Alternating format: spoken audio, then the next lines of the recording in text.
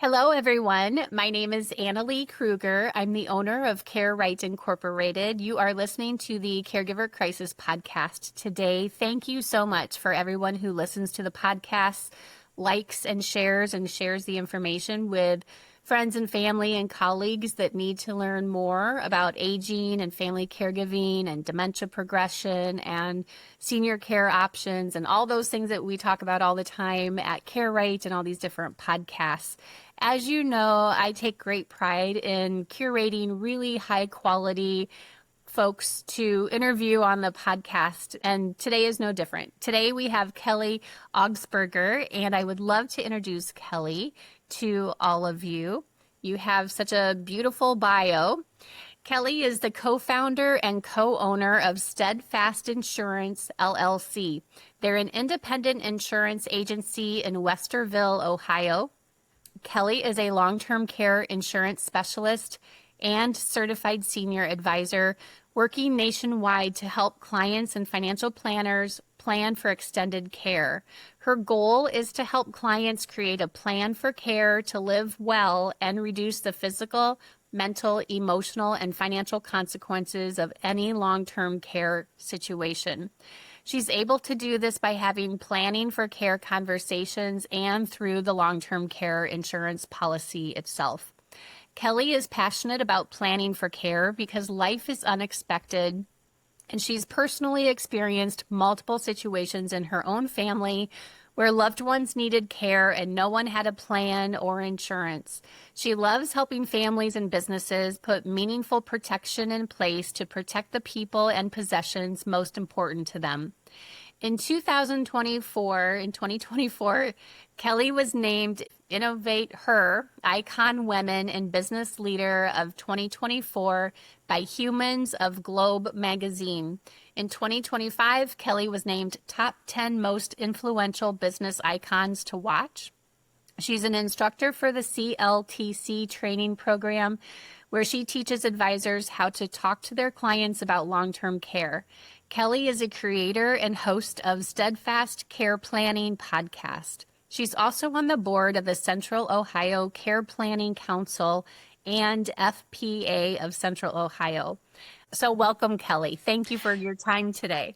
Thank you, Annalee. Thank you so much for having me. Woo, I'm tired after hearing all of that. I think the short and sweet of it is, I'm here to talk about planning for extended care. So I think, the foundation here, I think a lot of people don't necessarily even know what extended care is. I think some people might have misconceptions of what it is. So let's just quickly define what that is in our world. When we're talking about long-term care, a lot of times people think nursing home, right? That tends to be one of the first things people think of, but I want people to really expand their minds. And what I use extended care because I think it's more comprehensive. What essentially we're talking about, Annalee, is if you need assistance throughout the day. And generally that happens as we age just due to longevity. And that assistance could look like I need help with activities of daily living, some physical assistance, transferring, toileting, bathing, dressing, eating, or continence, or supervision because of a cognitive impairment like dementia or Alzheimer's. So, this is not, we're flat on our back in a hospital bed, unable to do anything. It could just start by needing standby assistance, and then it can progress from there. So, it really is, it's much more common than I think a lot of people think. Oh, for sure. And I think that in my experience doing basically crisis planning, after the kids get overwhelmed or burned out and they're like, oh, we love our parents, but their needs are so much greater than what we have capacity for, time-wise, emotionally, physical skill set. Yesterday, I was talking to a son who's like, I'm acting like a nurse. I'm doing my mom's wound care and I'm taking her to the bathroom and like, none of this is comfortable for me, and so this is really the predicament, if you will, that pretty much every family is going to encounter if they have aging parents. It's not a matter of if, it's a matter of when. Right. Right. That's when families get, caregivers get thrust into caregiving. They're not prepared for it. And then they're scared and they're overwhelmed. And it's one thing, if mom has a broken hip and you're like, okay, yeah, I can probably suck this up for 6 or 8 weeks while she's getting therapy and stronger and back to baseline. But when you're talking about someone who's got a dementing illness and it's a 25, 30-year disease progression, that's another entirely different ball game. And not everybody wants to be a caregiver.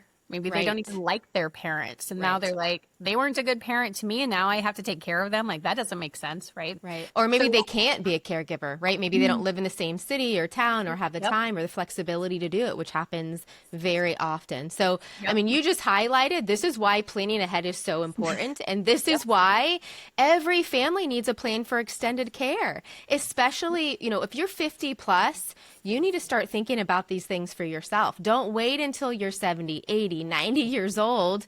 Start talking about this now with your family. Don't do it at holidays.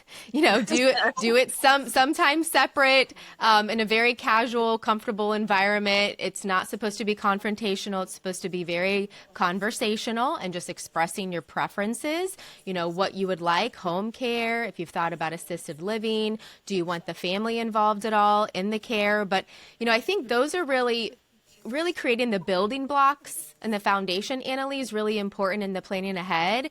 And so I think let's just briefly talk about that. You know, what do people even need to consider in having a care plan? Very, very basically, and I know you go into great detail in care plans, but just starting with the basics, the first is who. Who might those potential caregivers be? Are those professionals? Is it family? Is it a combination? Have you talked to them about that? Have you talked to your family about if they might want to be involved in care, if they can be involved? Would they be better care managers versus caregivers? That's usually what happens, right? Family often steps in as care managers. But, you know, the who, identifying the who is really important. And then the second piece is where. Ideally, where will they be and where do they want to be? You know, I live in Ohio. Am I going to stay in Ohio throughout retirement? I don't know.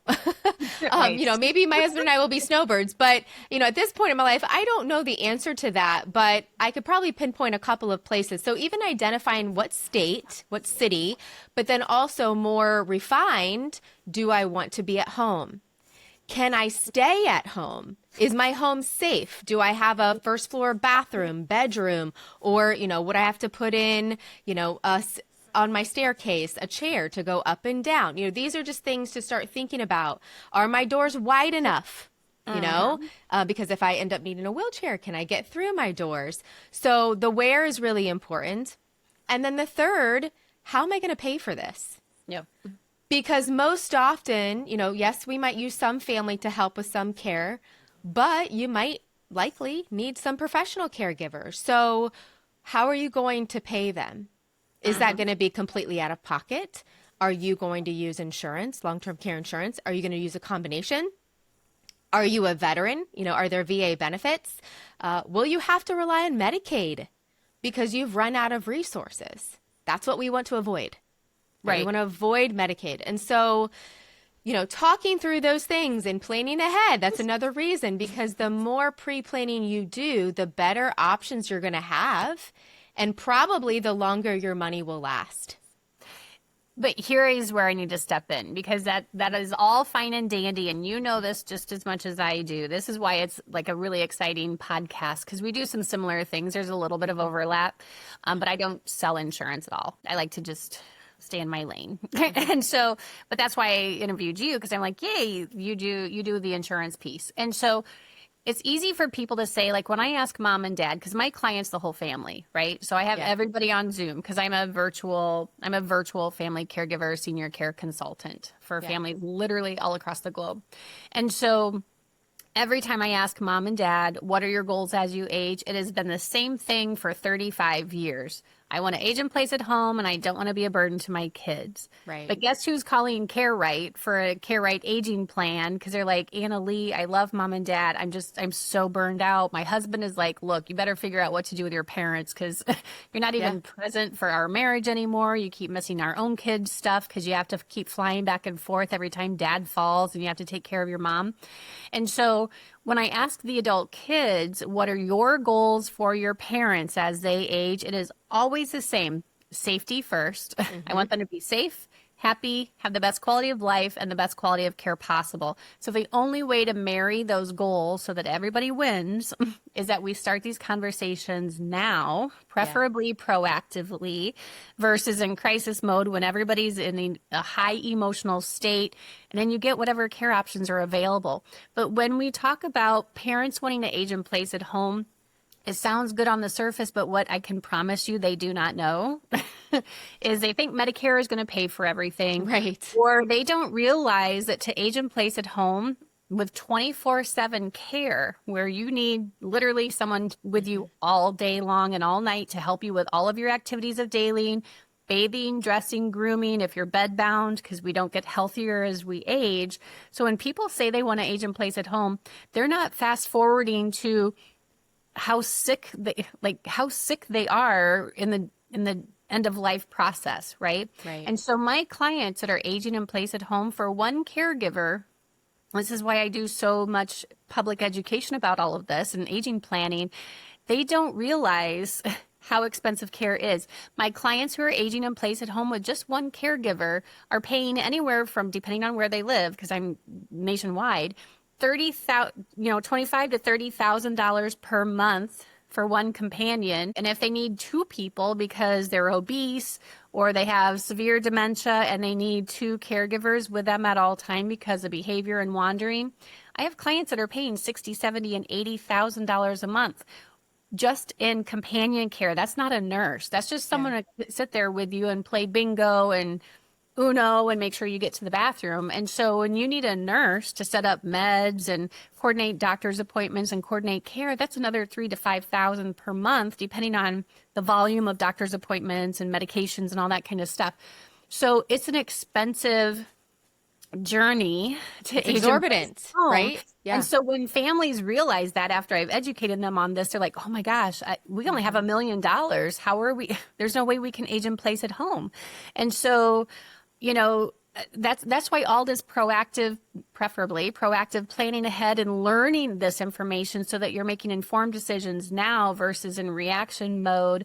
Because if you only have so much money to work with, right. What is going to be your aging in place at home care budget so that you don't break the bank and now you can't financially qualify to get into a better quality care community because you have to financially qualify, and some of them have a 3 to 5 year waiting list. So what are you going to do in that interim if you don't have the money to be able to stay at home?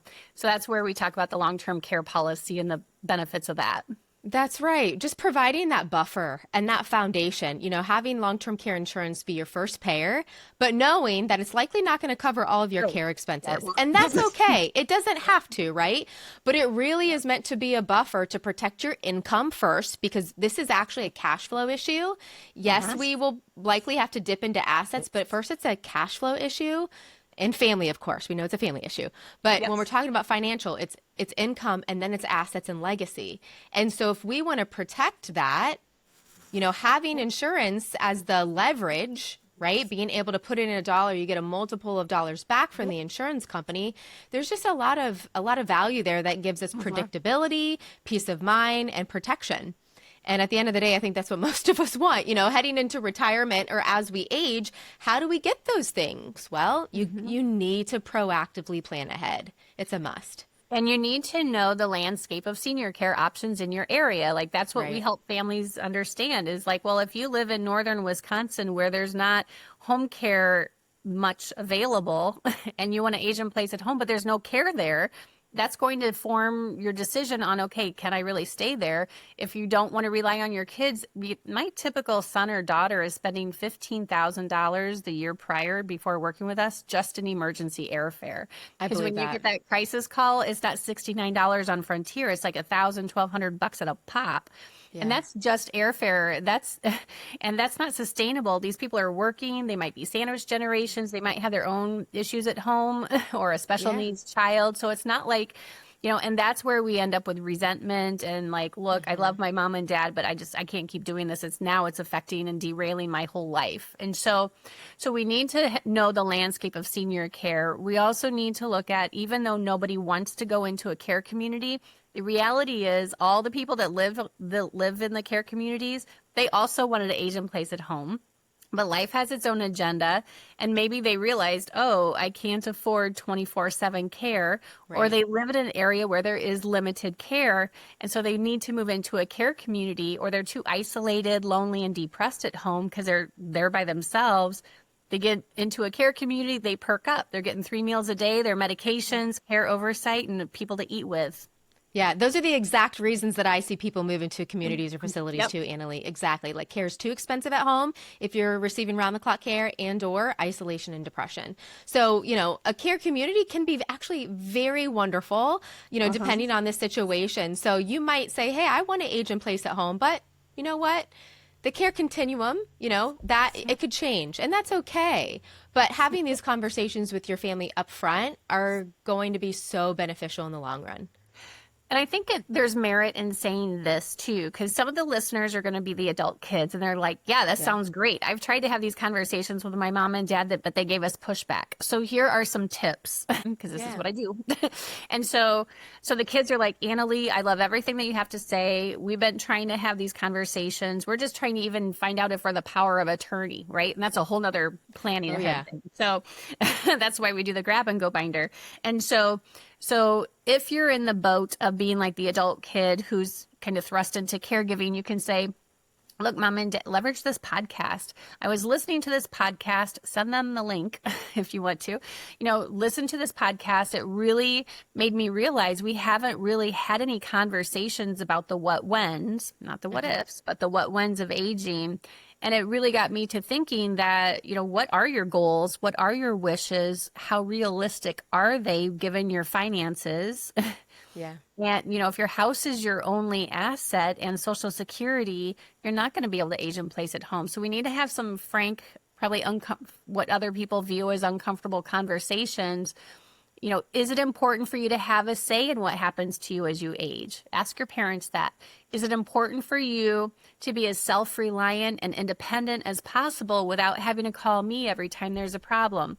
Yes. And so those are some question prompts, or say, you know what, mom, we're in this journey and we're in uncharted territory. I love you, but what we're doing right now with this back and forth all the time, it's not sustainable and it's not safe. I'm worried. Let's have some conversations. And also know that very, very, very, very, very few families can actually have these conversations on their own. That's why, we do family meetings and family mediation, because if you don't understand dementia progression and what that's going to entail, and if you don't understand the difference between assisted living and skilled nursing, you can't expect a consumer, to make an informed decision when they're just making more like emotional decisions instead of intellectual decisions. So if you're listening to this and you're the adult kids, those are a couple pointers on how you can broach these topics.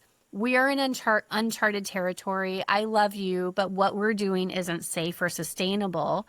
Is it important for you to have as much say as possible as you age on the kind of care and where you get the care?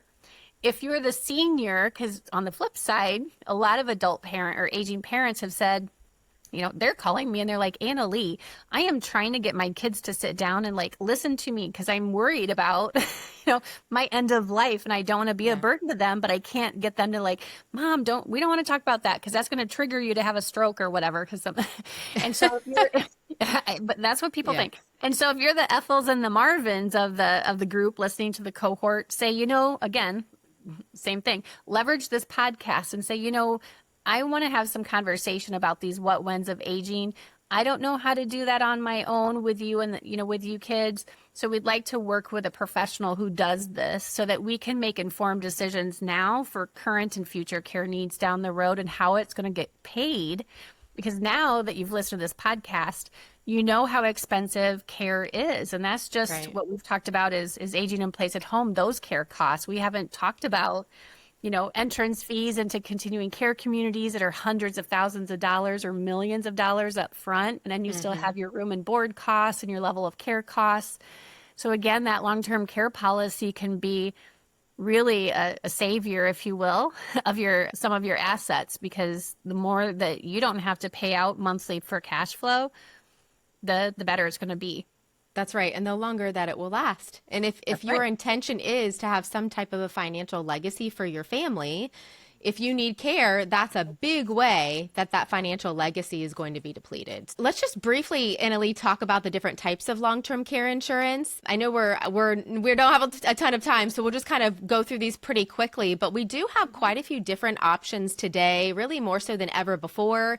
We have fewer carriers, fewer insurance companies that are in the market than there were like 20 years ago, but we have great options. The first is just traditional standalone LTC coverage.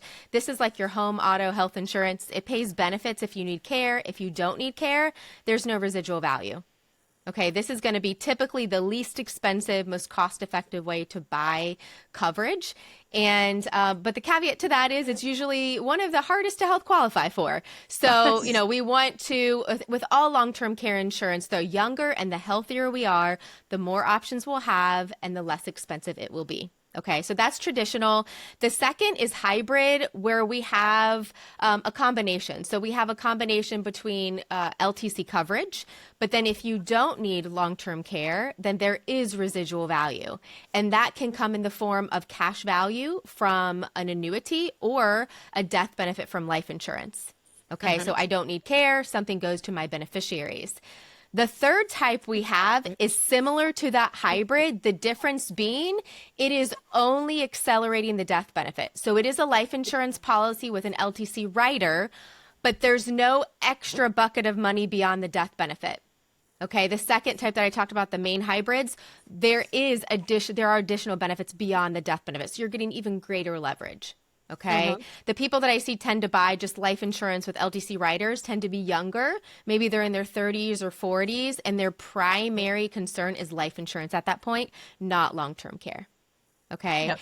And then finally, short-term care insurance. So this is similar to long-term care insurance, but it's on a limited basis, meaning it will pay for care for up to a year at home and up to a year in a facility. So sometimes people will do this to act as almost like their buffer in their elimination period, their waiting period in their LTC policy. So it can pay for care during that waiting period, or if they can't health qualify for other things, underwriting with short-term care is usually much more lenient than a traditional policy. So, something's better than nothing. And if we can get them some type of a coverage, that can be really meaningful. So those are the main types. You broke that down like so simply, which is good because these are really complicated things to think about. So you did like a really great job. But the moral to the story is planning ahead now, because if you wait until you're sick or you get that cancer diagnosis or until you have that stroke, I can't stress enough, because people are coming to Care Right because they're in crisis mode. They're like, oh my gosh, dad had a stroke. He's a caregiver to mom with dementia. Now we have two parents that need two different types of care, and I have a special needs child, and my spouse is sick with Parkinson's disease, and everybody's got life in front of them, right? And so the key is that we start these conversations now, but also act on it, because once you get certain diagnoses and stuff, there's a window of opportunity to get this stuff done. And so I know it's easy to put it off and say, oh, well, we'll do that in 2026. Well, I'm too busy. It's holiday time that we're gearing up for. Let's do it in 2026.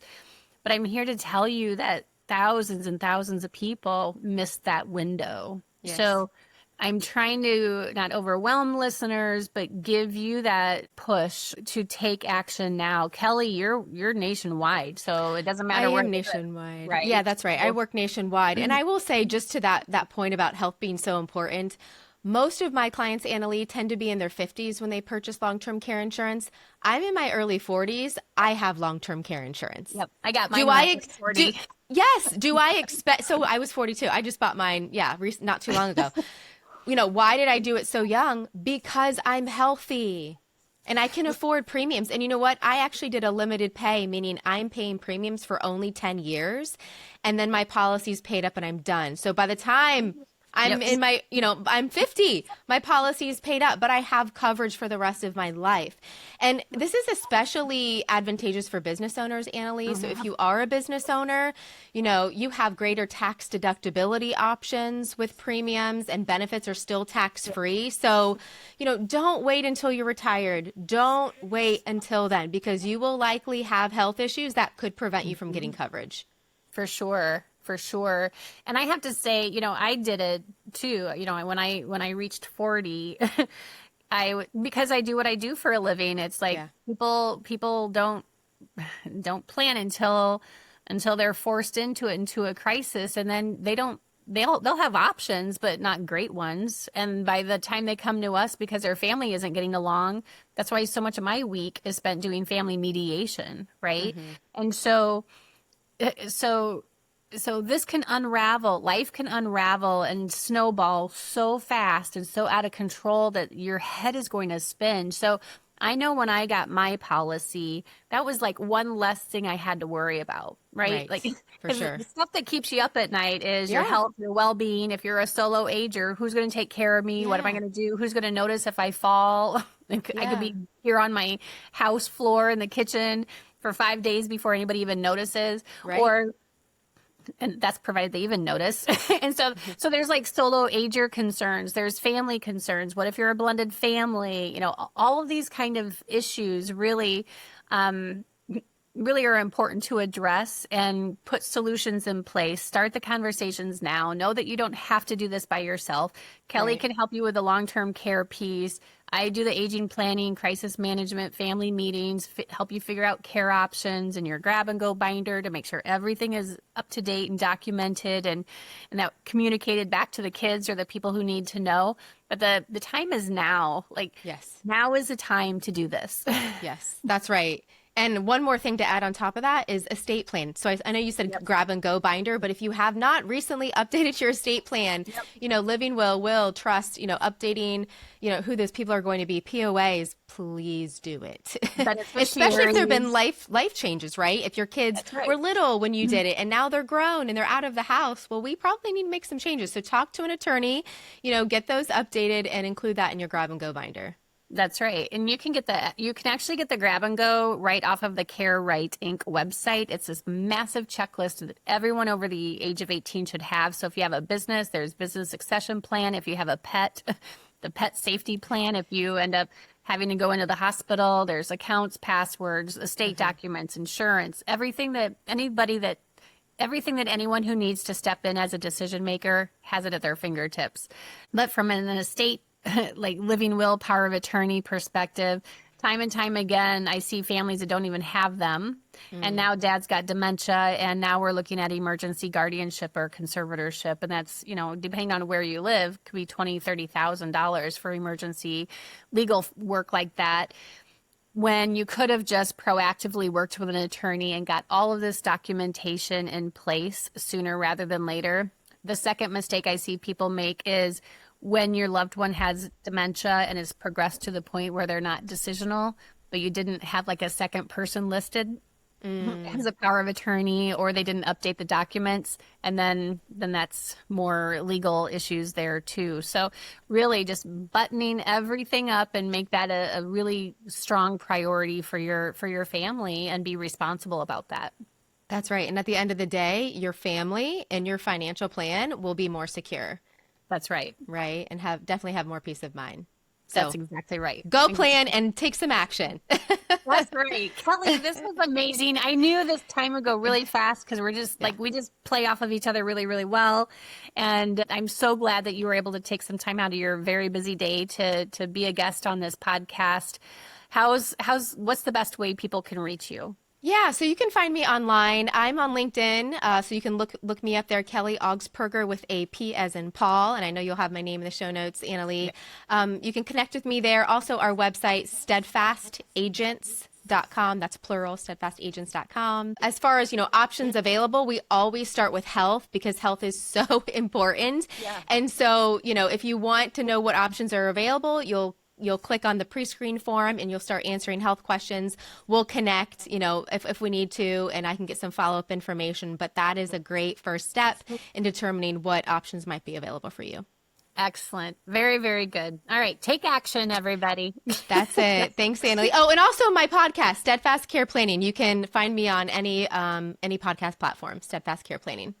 Perfect. All right. Sounds good. Thanks, Annalee. You bet. Thank you.